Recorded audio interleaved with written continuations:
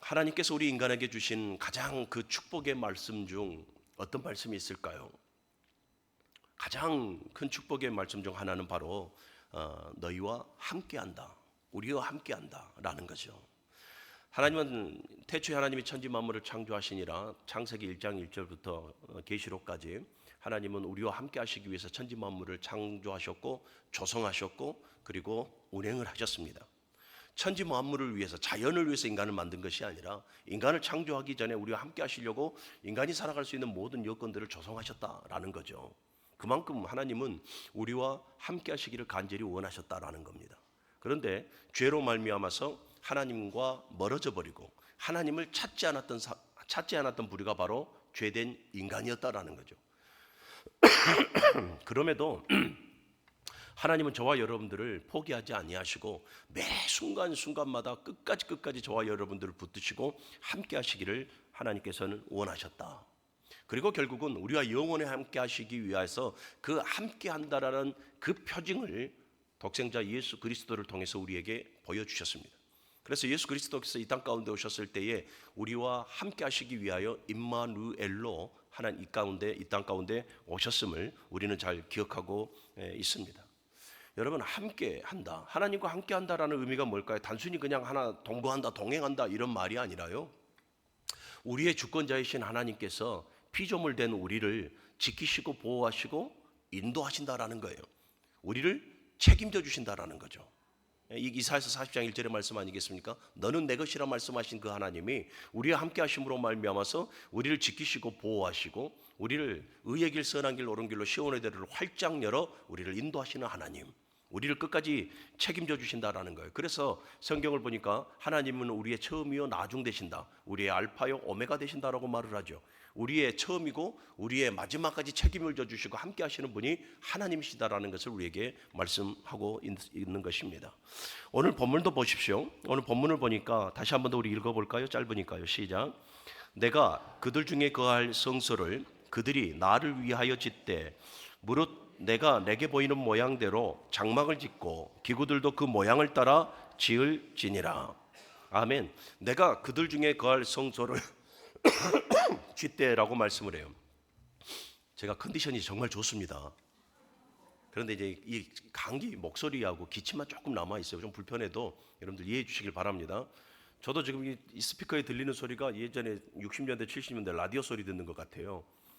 저도 힘듭니다만은 여러분들 잘 이해하시고 좀 들어주십시오. 내가 그들 중에 거할 성소를 짓되, 여러분, 하나님께서 이스라엘 백성들 가운데에 임하여서 함께 하실 필요가 있습니까? 없습니까? 없으시죠. 하늘의 부귀영화를 누리며 살아가시는 하나님께서 이 땅 가운데 지금 친히 내려오시겠다라고 하면 죄된 이스라엘 백성들 그들과 함께 하시겠다라는 선언의 말씀인 것이에요. 얼마나 축복의 말씀인지 몰라요. 우리는 지금 몇 시간에 걸쳐서 성막에 대해서 이렇게 쭉 꾸준히 공부하면서 성막이라고 하는 것이 하나님의 뜻대로 하나님의 방법대로 세워질 때에 결국은 그 성막에 하나님께서 임재하셨다라는 것을 우리는 보게 됩니다. 하나님께서 구름 가운데 현현하셨다, 하나님의 임재죠. 여러분, 이처럼 성막이 하나님의 그 선하신 뜻대로 이루어지고 세워질 때 하나님의 임재가 있는 것처럼 하나님의 성전 되어지는 저와 여러분들이 하나님의 뜻대로 하나님께서 기뻐하시는 대로 선하시고 기뻐하시고 옳은 뜻이 무엇인지를 분별하는 거룩한 산제물의 삶을 살아간다면, 바른 신앙의 삶을 살아간다면 우리는 날마다 하나님의 임재가 가득한 그러한 마음과 그러한 기쁨과 평안함의 삶을 살아가게 될 줄로 믿습니다. 그래서 여러분들 날마다 정말 하나님께서 기뻐하시고 하나님께서 원하시는 바른 신앙의 삶을 살아감으로 말미암아서 매 순간순간마다 주의 임재를 경험할 수 있기를 주님의 이름으로 간절히 축원합니다. 성막이 은혜인 이유에 대해서 우리는 지금 지난 시간부터 쭉 배워왔습니다. 지난 시간까지 우리 다시 한번 더 공부를 한번 해볼까요? 성막이 은혜인 이유는 첫 번째는 뭐냐면 공의와 사랑이 성막에 공존하고 있고 하나님의 공의와 사랑을 충족하는 곳이 바로 성막이기 때문에 성막은 우리에게 커다란 은혜가 되어진다라는 것입니다. 여러분, 우리 인간은 그토록 우리와 함께하고 싶은 하나님, 그런데 그 하나님과 우리는 영원히 함께할 수 없는 조건 아래에 있는 존재입니다. 무엇 때문에 그렇습니까? 죄예요, 죄. 죄로 말미암아 하나님과 우리 사이에 담으로 막혀 있고 결국은 죄의 싹슨 사망이니 하나님의 은총이 아니면 우리 모여있는 우리 모두는 다 하나님과 영원한 관계의 두절 가운데 살아가고 영원한 절망과 영원한 영벌 가운데 살아가는 존재이더라라는 거죠. 그러니까 영원히 우리는 하나님과의 관계를 맺을 수 없고 만날 수 없는 그 조건 아래에서 살아가고 있는 것입니다. 로마서 5장 8절의 말씀을 보니까 아직 죄인 되었을 때라라고 말을 해요. 그러니까 하나님께서 우리를 만나주시지 아니하고 우리를 회복시켜주지 아니하셨다면 우리는 아직 죄인된 모습으로 영원히 살아가야 되니 하나님과 영원히 만날 수 없는 존재들이죠. 자, 그런데 출애굽기 19장에서 보게 되어지면 출애굽기 19장 4절 이하의 말씀을 보면 하나님께서 이스라엘 백성들을 출애굽하시고 광야로 인도하십니다. 그리고 1년여 그들을 인도하시고 시내산 앞에서 갑자기 하나님께서 이스라엘 백성들에게 이런 말씀을 합니다. 이스라엘을 제사장의 나라가 되게 할 것이고 나의 거룩한 백성으로 삼겠다라는 말씀을 합니다. 놀랍죠? 하나님을 잊고 살았던 그들, 날마다 마음에 계획하는 것이 악하였고 하나님을 떠나섰고 어느 누구도 하나님을 찾지 아니하고 어느 누구도 하나님의 언약 안에 들어오지 아니하며 어느 누구도 하나님의 은혜를 갈급히 여기지 아니하는 그들, 하나님께서는 그들을 포기하지 아니하시고 430년의 애굽의 그 종된 삶을 하나님께서 외면하지 아니하시고 당신의 언약을 기억하시고 그들의 고통에 그들의 부르짖음을 기억하사 하나님께서는 어떻게 하십니까? 그들을 출애굽 시키시죠. 출애굽 시키셔서 하셨던 말씀이 바로 그 말씀이에요. 너희를 제사장의 나라가 되게 할 것이고 거룩한 백성으로 삼겠다라는 거예요. 여러분, 이것은 이미 하나님께서 아브라함에게 주셨던 언약이죠. 그 언약을 다시 한번 더 하나님께서 상기시키고 갱신하시는 말씀이에요. 자, 그런데 제사장 나라가 되고 하나님의 거룩한 백성이 되는 데에는 조건이 있습니다. 그 조건이 뭐냐면 하나님의 말씀이에요. 하나님의 말씀대로 준행을 해야 되고 곧 언약 안으로 들어와야 되는 거예요. 하나님의 그 약속 안으로 들어와야 한다라는 거예요. 그런데 이스라엘 백성들 입장에서 보게 되어지니까 아니 하나님의 말씀대로 살아가려면 제시된 기준이 있어야 될 것 아닙니까? 규범이나 규례들이 있어야 되는데 당시 출애굽기 19장까지는 율법이 없었지 않습니까? 시내산에서 모세를 불러서 하나님께서 계명과 율법과 각종 규례를 주기 전이잖아요. 19장이니까. 그러니까 하나님께서 원하시는 뜻이 무엇인지, 기뻐하시는 삶이 무엇인지, 또한 죄와 불의가 무엇인지에 대한 규범이 없던 때단 말이에요. 그래서 하나님께서 일을 하시고 출애굽기 20장에 모세를 시내산으로 부르셔서 40주야로 모세에게 무엇을 주십니까? 하나님의 계명을 주시는 거예요. 계명과 각종 규례들을 선물로 주셨다라는 것입니다. 그래서 사랑하는 여러분, 율법은 하나님의 백성으로서 완전한 삶을 살아가도록 주시는 완전한 규례입니다. 완전한 규례예요. 우리가 하나님의 그 율법대로 살아가면 정말 거룩한 제사장의 나라고 거룩한 하나님의 백성으로서 늘 주의 임재를 경험하며 살아가는 축복의 성도가 될 것입니다. 그런데 이 이스라엘 히브리 민족의 나중에 토라에 보니까 이 율법 아래에서 진행되어지는 규례와 율례들이 613가지예요. 613가지의 이 율법을 여러분 우리가 다 지킬 수 있습니까? 아무리 신실한 그리스도인이라 한다 할지라도 구원의 조건이 613가지의 율법이라 한다면 다 지켜나갈 사람이 아무도 없을 것입니다. 예수님은 오히려 우리 마음속에 품는 음란을 품는 그것조차도 죄로 보고 계시더라는 거예요. 그러니까 우리의 실력으로는 우리의 영성으로는 하나님께서 제시하시는 모든 규범들을 다 지켜나갈 수가 없는 존재들이에요. 그러면 결국은 어떻게 됩니까? 죄 아래서 살아가야 될 존재다 이 말이에요. 율법의 기능이 뭐냐면 죄를 드러내게 하는 것이거든요. 죄를 드러내게 하는 것으로 말미암아서 어떻게 됩니까? 계명대로 살아가지 못한 백성은 어떻게 되어져요? 날마다 죄의 싹이 무엇인지를 알잖아요. 로마서 6장 23절의 말씀을 보니까 죄의 싹은 사망이에요. 이게 하나님의 공의고 하나님의 정의예요. 그러니까 이 계명대로 살지 못한 백성들은 날마다 기쁨과 평안함으로 살아가겠습니까? 아니잖아요. 그들의 마음속에 늘 좌절과 벌에 대한 두려움과 그리고 스스로 구원에 이를 수 없으니까 절망 가운데 살아가야 될 존재들 아니겠습니까? 그러한 절망 가운데 살아가는 이스라엘 백성들. 그런데 하나님은 공의의 하나님뿐만 아니라 사랑의 하나님이시고 그 사랑의 하나님께서 이스라엘 백성들의 약함을 다 아시죠. 그들이 어떻게 무너졌는지 어떻게 살아왔는지 앞으로도 계속해서 넘어질 것을 하나님은 아세요. 그래서 오늘 본문의 20장에 와서 하나님께서 무엇을 주신 것입니까? 율법을 주시고 난 이후에 성막을 주신 거예요. 이 미시칸이라고 하는 이 성막은 거룩한 장소 또는 구별된 장소 이런 의미를 가지고 있어요. 그러니까 하나님께서 거룩한 장소를 구별하여서 이스라엘 백성 12진 가운데 12지파 그 중앙에 성막을 짓게 하셨거든요. 구별하여서. 이는 무엇입니까? 하나님께서 함께 하시겠다라는 하나님의 강력한 의지고 표현이거든요. 자, 그런데 보십시오.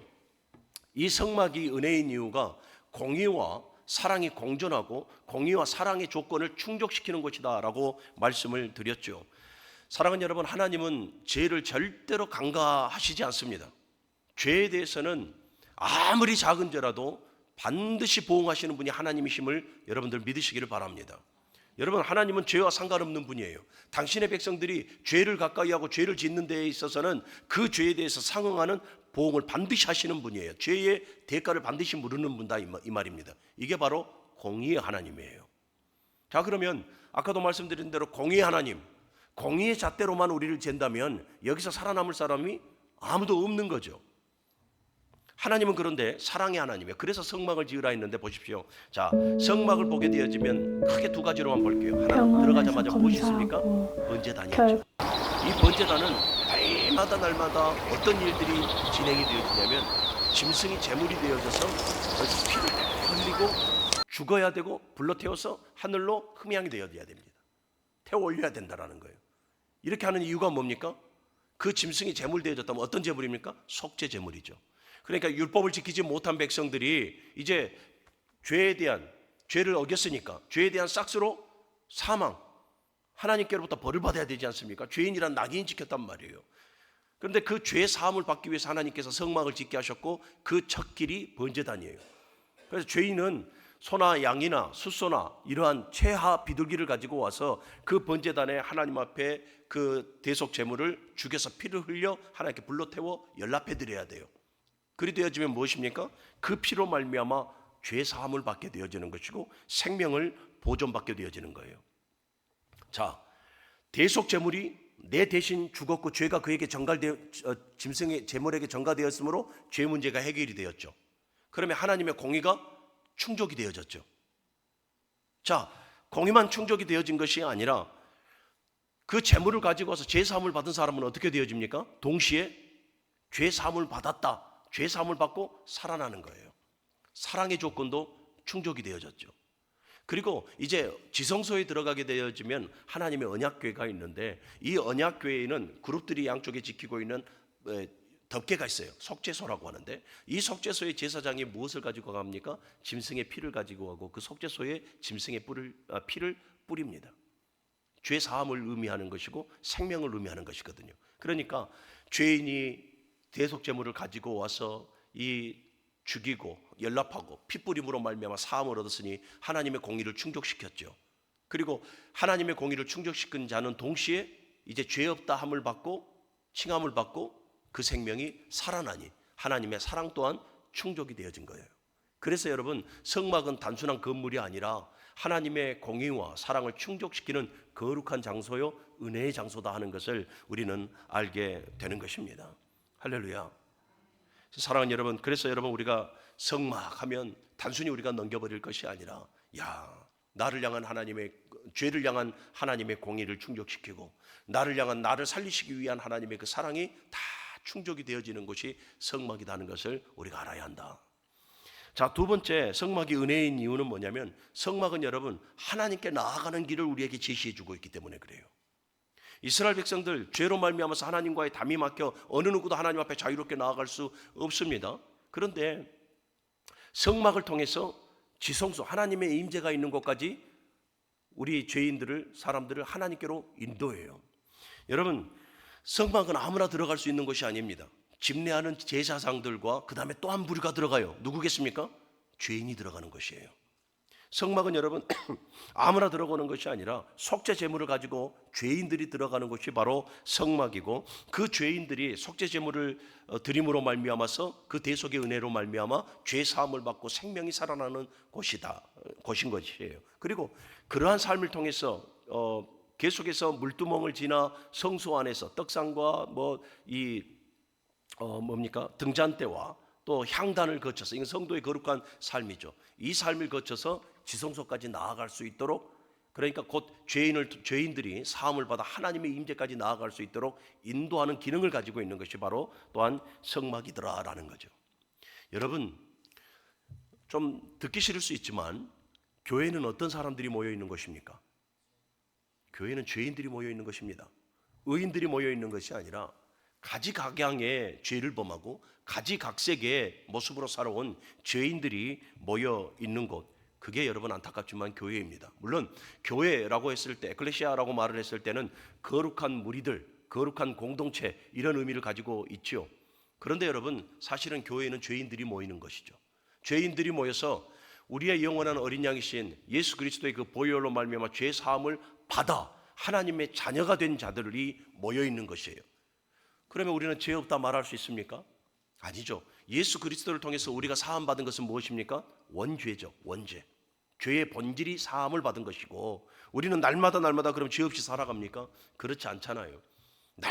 날마다 하나님 앞에 자범하며 얼마나 많은 죄들을 짓고 살아가고 있습니까? 그래서 여러분, 교회 안에서 사람 보고 신앙생활 할 것 같으면 하루도 못합니다. 우리 목사들은 더 그런 것 같습니다. 우리 교회에 출석한 250명 하는데 한 사람을 바라보고 제가 신앙생활 한다 그러면 목회 못 하겠습니다, 이렇게 말할 겁니다. 근데 신앙생활이라고 하는 것이 죄인인 사람을 바라보면서 하는 것이 아니라 그 죄인이라도 품고 사랑하는 하나님을 바라보며 우리가 신앙생활을 하는 것이기 때문에 우리가 하루하루 견디며 살아가고 있는 것이죠. 사랑하는 여러분, 이 성막이 우리에게 가장 중요한 역할을 해주는 것이 하나님께로 나아가는 일을 해주는 거예요. 여러분, 교회가 그래요. 교회가 죄인들이 모여 있는 곳이지만 하루하루 우리로 하여금 거듭나게 만들고 성화의 단계로 만들어서 결국은 완전한 영화의 몸으로 하나님과 영원한 삶을 살아갈 수 있도록 우리를 하나님께로 인도하는 것이 바로 교회예요. 우리가 허투루 생각해야 될 곳이 아니고, 비록 죄인들이 모여 있지만 그 죄인들을 하나님께서 사랑하시사 예수 그리스도의 그 보혈로 말미암아 사함을 주셨고, 날마다 쓰러지고 넘어지고 부끄러운 모습 속에 살아가고 있지만 그래도 하나님께서 존귀한 자들로 여기시니 거룩한 무리가 되어져서 주의 은혜 가운데 살아가는 교회. 그러니 우리는 교회를 사랑해야 하는 것입니다. 행복한 교회. 갑자기 제가 왜 그러겠습니까? 자지 말라고요. 자, 하나님께로 인도하는 것을 보십시오. 성막에 가장 먼저 보게 되어지면 문이 하나밖에 없습니다. 성막으로 들어가는 것은 올다물에서 들어갈 수도 없고 땅을 파서도 들어갈 수 없습니다. 성막은 오직 문 하나 있는 그 문을 통해서 들어가게 되어지는데, 예수님께서 뭐라고 말하십니까? 내가 문이니, 또 내가 길이요 진리요 생명이니 나로 말미암지 않고서는 아버지께로 갈 자가 없다 그랬어요. 또 문을 딱 지나면 번제단이 있죠. 그 번제단은 또 무엇을 상징합니까? 예수 그리스도의 십자가를 상징해요. 사랑하는 여러분, 우린 그리스도의 십자가 없이는 하나님 앞에 나아갈 수가 없습니다. 하나님의 공의와 하나님의 사랑을 완전히 충족시켜버린 제단이 십자가라는 제단이거든요. 자, 그리고 십자가를 지나면 이제 성수 앞에 물두멍이 있는데 이 물두멍은 회개와 거듭남을 상징합니다. 그러니까 우리가 예수 그리스도를 믿어서 구원받은 백성이라, 그래서 구원받은 백성이니까 이리 살아가야지가 아니라 날마다 우리의 죄를 씻고 날마다 거듭날 때에 우리는 성소에 들어갈 수가 있는 거예요. 자, 그러면 성소에 들어갔다고 해서 하나님의 임재를 경험할 수 있느냐? 그렇지 않죠. 성소에 들어가게 되면 하나님 말씀을 상징하는 떡상이 있고, 또 성령을 상징하는 이 등잔대가 있고, 그리고 성도의 기도를 상징하는 이 향단이 있어요. 그러니까 우리의 신앙생활이 어떻게 해야 된다는 것입니까? 말씀 중심, 성령 중심, 기도 중심, 말씀보다 성령보다 기도보다 앞서가지 않은 신앙의 생활을 온전히 이루며 살아가야 한다는 것을 말씀하고 있는 거죠. 그리고 나서 그러한 삶을 살아갈 때에, 충족시켰을 때에 이제 휘장을 걷어 지성소로 들어가게 되어지는 거예요. 그런데 물론 지성소는 1년에 한 번 대제사장만 대속죄일에 들어가기는 합니다만은, 여러분, 이 모든 것 보십시오. 문으로 시작해서 모든 과정이 다 하나님의 지성소에가 하나님의 임재가 있거든요. 하나님의 임재가 있는 곳까지 성막은 우리를 인도해 줘요. 그리고 여러분, 성막은 결국은 누구를 예표합니까? 예수 그리스도를 예표해요. 내가 곧 문이니 했으니 예수 그리스도를 통하지 않고서는 하나님 앞에 나아갈 수 없으며 예수 그리스도의 십자가의 그 제단을 통하지 않고서는 우리가 죄 사함을 받을 수가 없으며 물두멍 날마다 거듭나고 날마다 회개함으로 말미암아서 우리를 성경케 해야 되고 성결한 모습으로 끝나버리는 것이 아니라 성소의 삶을 살아가야 돼요. 내 마음이 하나님이 거하시는 성전이 되어져서 날마다 말씀 중심과 성령 중심과 기도 중심의 삶을 살아갈 때에 우리는 휘장을 넘어 하나님의 임재가 있는 지성소 안으로 들어갈 수가 있는 것입니다. 왜 쳤겠습니까? 자지 말라고. 사랑하는 여러분, 신앙의 축복이 뭔지 압니까? 내가 치료받는 것, 내가 기업이 잘 되는 것, 내 자녀가 잘 되는 것, 가시적인 축복이 진정한 축복이 아니라 신앙의 진정한 축복은 하나님의 임재예요. 내가 하나님의 임재라는 말을 다른 말로 번역해 드리자면 내가 하나님과 상관 있는 사람이다 이 말이에요. 내가 하나님의 임재를 경험하지 못하고 성령의 기름 부음을 받지 못하고 말씀의 치리를 받지 못한다라는 것은 결국은 뭐예요? 하나님의 임재가 없는 존재라는 것은 하나님과 상관없는 존재라는 거예요. 그런데 가장 큰 축복이 뭐예요? 하나님의 임재가 오늘 이 순간에도 예배 말씀이 선포되어지는 이 순간에도 하나님의 임재 말씀을 통한 하나님의 임재를 경험한다면 여러분 이것이 커다란 축복이 되어지는 거예요. 가시적인 축복보다 이 하나님의 임재를 경험하는 이 영적인 축복이 우리에게 있어야 될 줄로 믿습니다.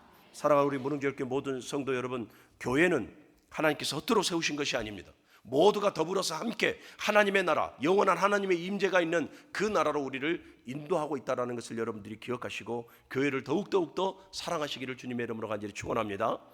세 번째로 성막이 은혜인 이유는 뭐냐면 하나님과 함께하는 비결을 가르쳐주기 때문에 그렇습니다. 우리는 하나님의 임재를 경험하고 하나님과 함께하고 싶은데 우리 스스로는 하나님과 함께할 수가 없어요.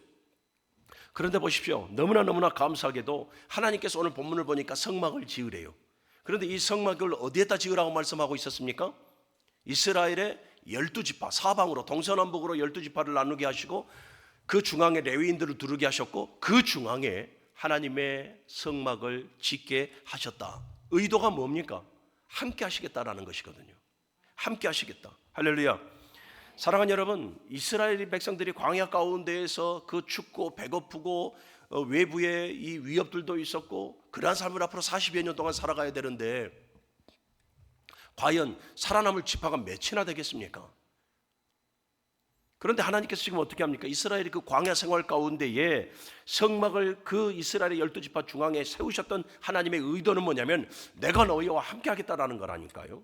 아까 함께 한다는 의미가 뭡니까? 지키시고 보호하시고 결국 약속의 땅까지 내가 너희들을 인도할 것이다라는 말씀이에요. 그래서 사랑하는 여러분, 하나님께서 성막을 만들고 그리고 성막을 치고 성막이 영어로 텐트로 되어져 있어요. 그러니까 성막을 치고 성막을 거두고 이러한 모든 것들도 다 하나님께서 다 말씀해 주셨어요.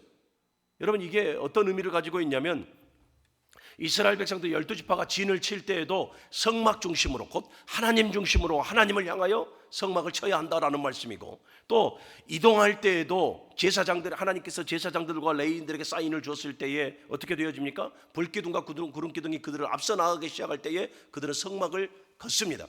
성막이 걷어졌다라는 것은 뭐예요? 이동하라라는 거예요. 그리고 또 성막을 세우라라고 명하셨을 때에 광야 어느 땅이 되어졌던 성막을 세우라는 것은 하나님께서 멈추라는 것이거든요. 그러니까 여러분 진을 칠 때에도 성막 중심이 되어져야 되고 그 다음에 이동할 때에도 이동한다라는 것은 삶이겠죠. 하루하루의 삶을 살아갈 때에도 성막 중심, 하나님 중심, 교회 중심, 말씀 중심으로 살아가라라는 의미예요. 제사할 때도 마찬가지죠. 제사할 때도 성막 중심이에요. 그래서 여러분 성막을 지으라 하심의 결국은 뭐냐면 하나님께서 나와 함께 하시고 싶다라는 말씀이며 너희들은 나와 함께 해야 한다라는 거죠. 그래서 여러분 성막은 예수 그리스도를 상징하기에 예수 그리스도께서 하셨던 말씀이 뭡니까? 너희가 나를 떠나서는 아무것도 할 수 없느니라. 이스라엘 백성들이 성막 중심으로 살아가지 않는다면 지켜 보호함을 받지 못합니다. 우리가 예수 그리스도를 떠나 살아간다면 이 공중권세 잡은 이 사단 마귀에게 우리는 안전하게 지켜 보호함을 받지 못합니다. 날마다 쓰러질 거요, 날마다 넘어질 거고, 날마다 비참하고 낭패와 민망의 삶을 살아가게 될 것입니다. 그런데 너무나 감사하게 하나님은 여러분 오늘 이곳에 우리 무능제일교회라는 성막을 세우셨고 우리를 불러 모아 주셔서 교회 중심의 삶을 살아갈 수 있도록 오늘 말씀을 통해서 우리에게 지금 일러주고 계시는 것입니다. 사랑하는 여러분, 성막 중심의 삶을 살아가십시오. 교회 중심의 삶을 살아가십시오. 여러분, 성막 중심의 삶을 살아가면 얼마나 큰 유익이 있는 줄 아십니까? 얼마나 큰 축복이 있는 줄 아십니까? 성막이 아까 어떤 문제를 가장 먼저 해결해 버린다고요? 죄의 문제를 해결해 버린다니까요. 이스라엘 백성들 여러분, 날마다 잡아먹으며 살아가는 이스라엘 백성들 아니겠습니까? 그런데 성막이 있어. 오늘 내가 죄로 말미암아서 그 죄를 인식할 때마다 내가 정말 죄된 모습으로서 살아가는 얼마나 그 자책 속에서 살아갑니까? 부끄럽고 우리가 기도하듯이 날마다 쓰러지고 넘어지고 부끄러움 삶 가운데 우리가 옵니다. 그런데 여러분, 그 부끄러운 삶을 하나님께서는 성막에서 사해 주시는 거죠. 성막 중심의 삶을 살아갈 때 여러분, 죄의 문제가 해결이 되어지는 것입니다. 또 성막 중심의 삶을 살아갈 때 거룩한 삶을 살아갈 수 있도록 우리를 인도합니다. 번제단도 물두멍도 성소 안에서의 모든 삶도 우리로 하여금 정결하고 성결한 삶을 살아가도록 교육하고 있기 때문에 그래요. 그리고 성막 중심의 삶을 살아갈 때 또 하나의 복이 뭡니까? 하나님과 함께하는 복이거든요. 사랑하는 우리 무능제일교회 모든 성도 여러분, 우리가 교회 중심의 삶을 살아가야 하는 이유가 바로 이거예요. 하나님과 함께하는 삶을 살아가는 거예요. 성막이 우리에게 또 은혜인 이유가 뭐냐면 하나님을 어떻게 섬겨야 할지를 가르쳐주기 때문에 그래요. 그렇습니다. 성막은 여러분, 우리가 하나님을 어떻게 섬겨야 할지, 이스라엘 백성들을 비롯한 우리가 하나님을 어떻게 섬겨야 할지를 우리에게 잘 가르쳐주고 있어요. 오늘 본문 이하의 말씀 또 쭉 보면은 이 성막을 지으라라고 말씀하시고 난 이후에 성막의 모든 제작 과정들, 그러니까 설계 도면부터 시작해서 재료부터 시작해서 그리고 성막의 크기와 재료와 또 성막의 위치와 제사장이 입는 옷과 또 더 나아가서 제사의 방법까지 매우 구체적으로 하나님께서 모든 것을 설계하고 지정하셔서 결정하셔서 지으라라고 이렇게 말씀을 해요. 하나님께서 일러주시는 거죠. 하나님과 함께 할 수 있는 방법을, 하나님의 임재의 지성소까지 나올 수 있는 그 방법을, 성막을 지어 나아갈 수 있는 그 방법을 하나님께서 친히 매우 구체적으로 일러주시는 거예요. 자, 그런데 보십시오. 성막을 지으라 했던, 이제 여러분들 오늘 본문 이하의 말씀을 집에 가서 꼭 한번 읽어보십시오만은 크기는 뭐 어스로, 두께는 어떻게 막 이렇게 쭉쭉 나온단 말입니다. 그런데 사실 보십시오. 성막을 지으라라고 했을 때에 성막을 지으라는 하나님의 명령이 지키기 힘들어요. 지금 이스라엘 백성들은 어디에 가 있습니까? 광야잖아요. 광야. 시내산 앞에가 있잖아요. 그런데 보십시오. 성막의 크기나 성막의 모양이나 또 이 성막의 재료들 보십시오. 성막의 재료들은 전부 다 자원하여서 하나님 앞에 드리라라고 말씀을 해요. 그 재료들을 보니까 금이나 은이나 놋이나 세마포 옷이나 가죽이나 또 향료 등 다양한 것들을 하나님께서 제시를 합니다. 그리고 이 모든 제시한 것을 자원하는 마음으로 하나님께 드리라라고 말씀을 해요. 자, 여기까지는 할 수 있을 것 같아요. 나를 구원해 주시는 하나님, 홍해를 가르시고 여기까지 인도해 주신 하나님, 지금도 내 눈에 보이는 불기둥과 구름기둥으로 밤낮으로 나를 인도해 주시는 하나님, 영적 지도자 모세를 세우셔서 걸음걸음 말씀을 주시고 걸음걸음 하나님 언약 안에 우리를 가두시고 은혜를 베풀어 주신 하나님, 그러니 내가 가지고 있는 금이나 은이나 놋이나 뭐 세마포나 향신료 다 하나님 앞에 아낌없이 그냥 드릴 수 있을 것 같아요. 여기까지는 할 수 있을 것 같아요. 그런데 여러분, 성막을 지으라 하는 것이 쉽지 않아요. 하나님께로부터 드려진 그 모든 헌물들, 금이나 은이나 놋을 어떻게 해야 됩니까? 녹여야 되죠. 그런데 이 과정을 생각해 보세요. 광야 한복판에 풀무불이 어디가 있겠습니까? 금을 녹이고 은을 녹이고 놋을 녹여야 되는, 여러분 금과 은과 이 물질들, 이 물질들을 녹일 때 온도가 1100도에서 1400도가 있어야 돼요. 그러면 지금같이 그냥 가스고 뭐 바람으로 하는 풀무가 있다면 금세 풀무불질 해가지고 온도를 올릴 수 있겠지만 광야잖아요. 그러면 그 광야에서 이 열을 낼 수 있으려면 어마어마한 나무들을 다 주워야 될 것이고 그것을 압축시켜서 금을 녹이고 은을 녹이고 놋을 녹여야 될 것 아니겠습니까? 그리고 더 나아가서 성막의 주된 재료가 무엇입니까? 조각목이에요. 볼 것 없는 유자나무 같단 말이에요. 그 유자나무 한 켠, 그 한 켠을 만들기 위해서 얼마나 자르고 말리고 껍질을 벗겨내야 되고 물기를 빼야 되고 또 말리고, 이 과정들을 얼마나 했겠습니까? 성막을 만드는 것이 쉽지 않아요. 그럼에도 사랑하는 여러분, 쉽지 않지만 그 성막을 만들어 하나님께서 방법을 주셨으니 그 방법대로 성막을 지을 때에 하나님의 임재가 있는 거예요. 여기서 여러분 우리에게 주시는 메시지가 뭔지 압니까? 신앙생활은 내가 원하는 방식으로 살아가는 것이 아니라 하나님께서 원하시는 방식대로 신앙생활을 해야 한다는 거예요. 내가 내 편의에 길들여져 있고 내 형편에 길들여져 있고 내 상황에 길들여져서 신앙의 삶을 살아가는 것이 아니라 하나님께서 제시하시는 그 길로, 그 방식과 그 방법으로 신앙의 삶을 살아갈 때에 우리는 하나님의 임재를 경험할 수 있는 신앙의 삶을 살아갈 수가 있는 것이다라는 거죠. 사랑하는 여러분, 신앙생활은 내 만족을 위해서 하는 것이 아니에요. 하나님의 만족과 하나님의 영광을 드러내는 삶을 살아가는 것이 바른 신앙의 삶이다라는 것을 기억하십시오. 두 가지 예를 들어볼게요. 다윗을 보십시오. 다윗이 이 아비나답의 집에 70년 동안 그 어느 누구도 찾지 않았던 하나님의 법궤를 이제 통일 왕국의 왕이 되어져서 가장 먼저 아비나답의 집에서 법궤를 가지고 오지 않습니까? 얼마나 기뻤던지 3만여 명의 사람들을 성가대로 세우고 새 수레를 만들고 우사를 옆에 세워서 이 베들레헴으로 다 다윗성으로 가지고 올 때에 끔찍한 사건이 벌어져 버리잖아요. 소들이 활짝 뛸 때에 우사가 이 법궤에 떨어지지 않도록 또 했는데 즉사해버리고, 좀 있다가 보니까 오베데돔이 어깨에 짊어지고 지그 집으로 가버려요. 다윗이 여기서 좌절하잖아요. 그런데 여러분 보십시오. 이 상황 가운데 하나님께서 하시고자 하는 말씀이 뭐예요? 이새의 아들 다윗, 그는 내 마음에 합한 자라 라고 말씀하셨던 하나님, 그러면 다윗이 지금 통일왕국의 왕이 되어져서 하나님의 법궤를 세워나가는 그 마음, 하나님의 나라, 하나님의 통치가 있는 나라, 하나님의 말씀 중심의 삶을 살아가는 나라로 세우겠다라는 각오와 함께 법궤를 가지고 왔는데 이 끔찍한 사건이 일어나 버리는 거예요. 하나님의 메시지가 뭐예요? 다윗아, 다윗아, 네 마음은 충분히 알겠으나 그러나 네가 기뻐하고 네가 만족하는 너의 방식으로 하나님의 법궤를 가져가는 것이 아니라는 거예요.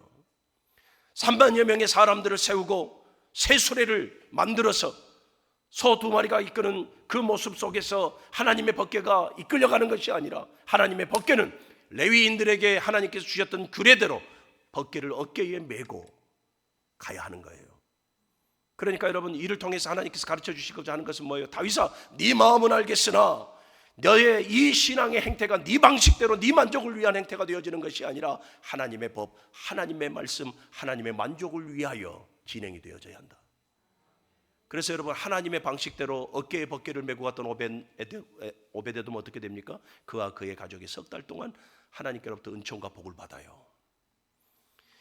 여로보암을 보십시오. 여로보암은 남유다 초대 왕이지 않습니까? 엄청난 하나님의 은혜를 받은 자죠. 왕족도 아니었어요. 신하였죠. 그런데 북이스라엘 10지파와 함께 북이스라엘을 세워 초대 왕이 됩니다. 그런데 모든 저주의 통로, 저주의 길이 여로보암의 길이라 하나님께서 말해버려요. 왜 그렇습니까? 예루살렘에 하나님께서 지명하신 그곳에서 제사하기를 하나님께서는 원하셨고 지정하셨는데 이스라엘의 북이스라엘 10지파가 남유다로 예루살렘으로 가게 되어지면 동요하게 되어지는 거죠. 이것을 알고 자신의 기득권을 유지하려고 어떻게 합니까? 베델과 단에다가 산당을 짓고 자격 없는 자들을 제사장으로 세우고 절기를 자기들 마음대로 지어서 하나님께 제사를 해요. 하나님의 방법이 아니죠. 자기 편애죠. 자기 편애로 하나님 앞에 산당을 짓고, 여러분 예루살렘보다 더 화려하게 산당을 지었어요. 그것도 하나가 아니라 2개예요. 그리고 절기도 또 다양해요. 우리가 봤을 때는 야, 하나님 앞에 더 멋진 교회당을 만들었고 더 많은 예배를 드리고 더 많은 제사장을 통해서 총동원으로 예배하고 있으니까 저게 더 옳은 것 아니겠냐 생각하지만 하나님은 여로보암의 길로 가지 마라. 모든 죄악의 길로 가고 있는 이스라엘과 남유다 모든 왕들에게 항상 하셨던 말씀이 여로보암의 길로 가지 말라. 왜 그렇습니까? 하나님께서 싫어하시는 방법의 삶을 살았기 때문에 그래요. 신앙생활이라고 하는 것은 절대로 내 만족이 되어져서는 안 돼요. 내 만족이 아니라 하나님의 기쁨, 하나님의 만족을 위하여 우리는 신앙의 삶을 살아가야 합니다.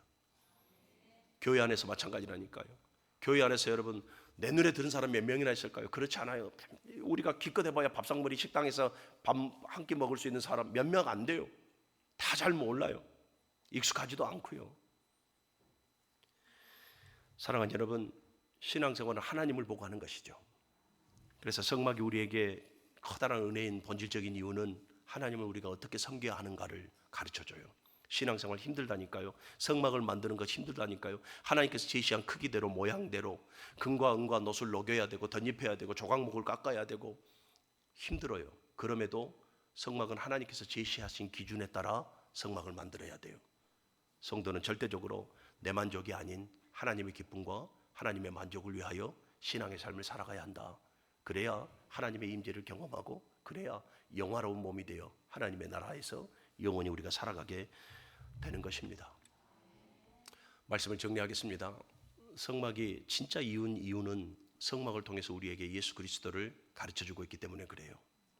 성막의 문은 예수 그리스도이며 번제단은 예수 그리스도의 십자가이며 물두멍은 예수 그리스도의 거룩함이며 떡상과 향단과 이 모든 또 분향단들은 무엇입니까? 다 성도로서 어떻게 살아가야 할 것인가, 말씀과 성령과 기도 중심의 삶을 살아가도록 마태복음 5장에서 가르쳐 주신 예수님의 가르침이며 예수님께서 십자가에서 죽으심으로 말미암아 지성소에 들어가는 휘장이 완전히 찢어졌듯이 이제는 예수 그리스도를 통해서 누구든지 지성소 하나님의 임재가 있는 곳에 만인 제사장이 되어져서 누구든지 나아갈 수 있게 길을 열어주셨습니다. 그분이 바로 우리의 성막이신 예수 그리스도입니다. 우리는 앞으로 성막에 대해서 더욱더 꼼꼼하게 배워갈 것입니다. 기구 하나하나, 다음 시간부터 이제 기구 하나하나, 줄 하나까지 거기에 들어가 있는 의미까지 다 새기며 나아갈 것인데 이 성막을 통해서 여러분 하나님 앞에 나아가는 방법을 새롭게 다져나가십시오. 내 방법, 내 방식대로 살아가는 것이 아니라 하나님께서 제시한 대로, 하나님께서 이끄시는 대로 우리가 성막의 생활을 한다면 바른 신앙의 삶을 통해서 우리는 하나님의 임재를 늘 경험하는 축복의 삶을 살아가게 될 것입니다. 그러한 복된 성도들이 되시기를 주님의 이름으로 간절히 축원합니다.